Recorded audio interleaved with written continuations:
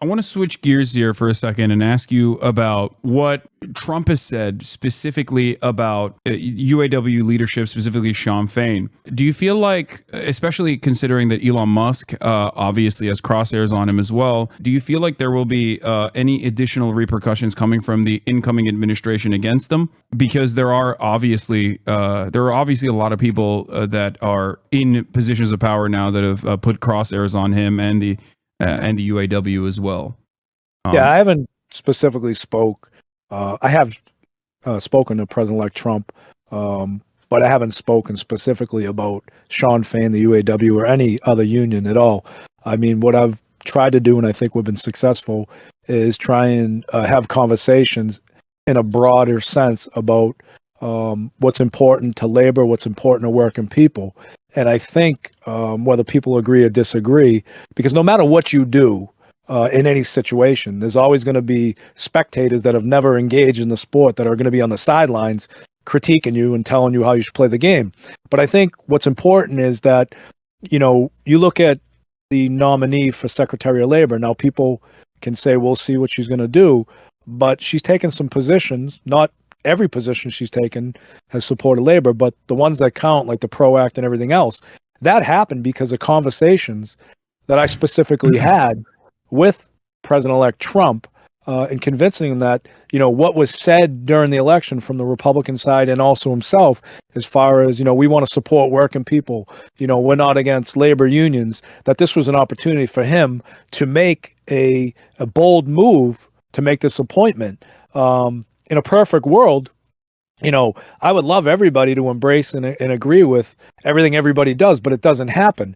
As far as retribution, retaliation, I can't speak to that because I don't know what the history is. I know about retribution and retaliation because when I spoke at the RNC, there was no secret that the far left and a lot of these politicians, senators, and Democratic senators and elected, you know, came after me fast and furious, and that's okay.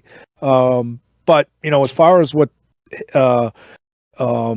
in Shawn Fain's future as it relates to a relationship with Donald Trump, I mean, I think you'd have to ask Donald Trump. I mean, you know, the one thing that I pride myself on is, and I think you know this, Hasan, you being the first guest, and I appreciate that. Again, I can't thank you enough.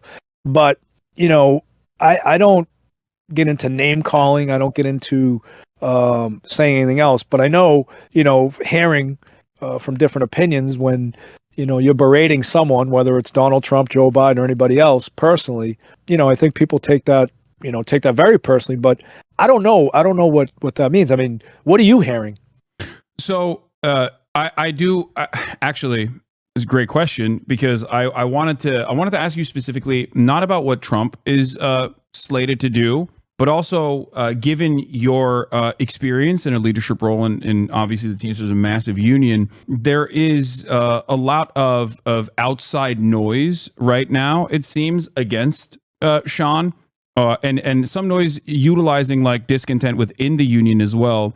Many people, this is from Alex Press, many people speaking out against Shawn Fain are supporters of the admin caucus that, of course, you know, may not have played all that great of a role in the initial phases in the UAW, and are potentially looking to team up with Donald Trump.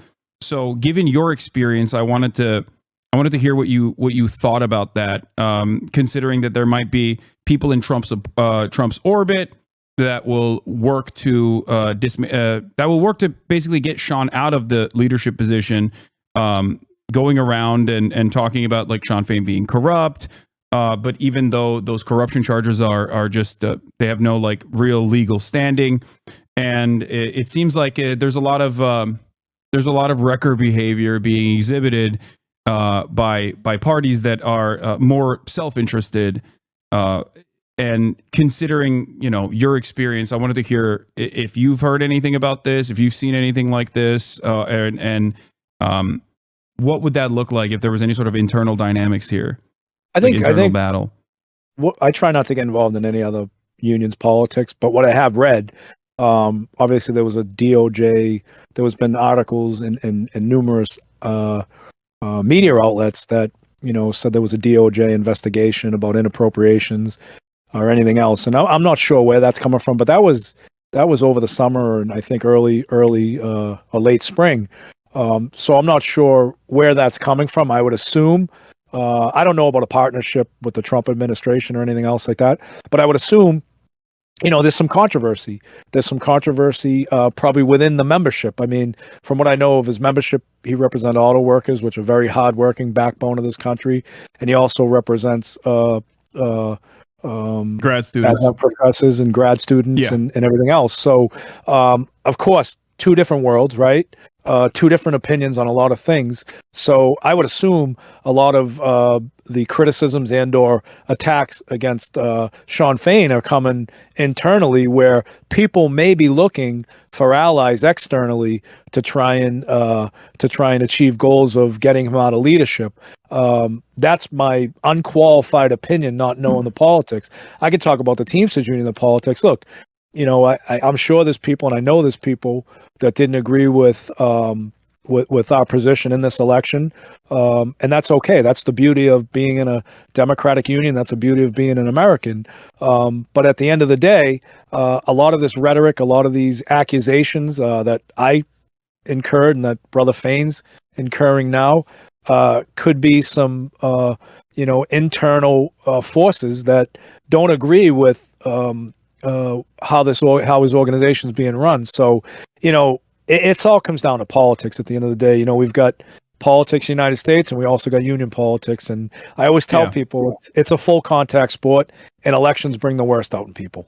So, okay, last question about Fain before I move on. But I wanted to hear what you think personally about his leadership over the past couple of years. Like, look, it's not. I'm a fan.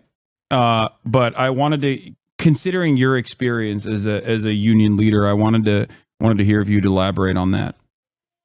Yeah, I mean, I think he did a good job through the strike. I mean, he took down 3 of the major automakers. I think he got I don't know the ins and outs of the contract. You hear different things, and I haven't had a conversation with him about what was achieved and what was not achieved. I think politically coming in, I know this because I met with Shawn early on when they won. I met with him and his team, and he won a tough election by only 500 votes. And I look at, you asked me about, my opinion when we ran, I think a year before Shawn Fain and his team ran. We beat our opposition, which basically was an incumbent opposition because it was a Hoffa design slate. I mean, we beat them 3-1. So, to Shawn's credit, I mean, the one thing that we did, we didn't have to do as much of, is it was clear who the choice was in the Teamsters Union to lead this great union. It was the Oz team, right? To his credit, I mean, when you win an international election by only 500 votes, not only do you got to worry about taking on the employers and getting results and delivering on promises that you committed to, but you also got to unite a union that completely is divided, and only winning by 500 votes put him at a disadvantage. I think he did a good job of what he had to work with. I'm sure he doesn't agree with a lot of the stuff I did as a general president. I personally wouldn't get up and get personal with people. I'd rather debate the issues. Everything he did, I think he did with the mindset it was in the best interest of his members.